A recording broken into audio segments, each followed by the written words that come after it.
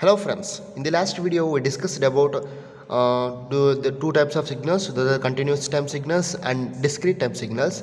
In this video we will go to see elementary signals. Elementary signals are nothing but it's the basic signals which are used to construct the complex signals.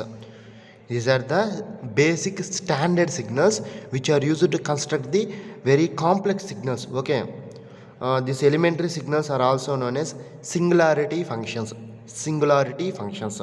First, let's see what is the elementary signals.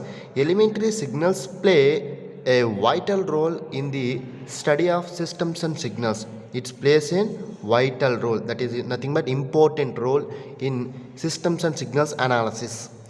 These are used to construct complex signal. I already told you elementary signals are the basic signals which are used to construct the complex signals. Complex signals are nothing but big signals like that. Okay.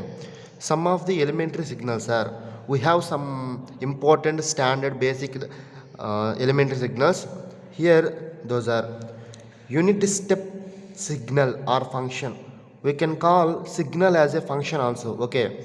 Unit step function, unit impulse function, ramp function, exponential signal, sinusoidal signal, signum function, parabolic function, etc. We have some other elementary signals also. Those we discussed in our later videos. Okay, this is about this video. This video is nothing but elementary signals.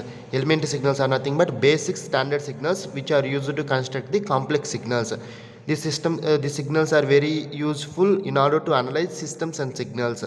These are the 7 signals: unit step function, unit impulse function, ramp signal, exponential signal, sinusoidal signal, signum function, parabolic function, etc. Okay, that's all for today's video.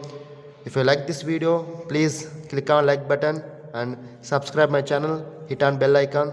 Thank you for watching this video.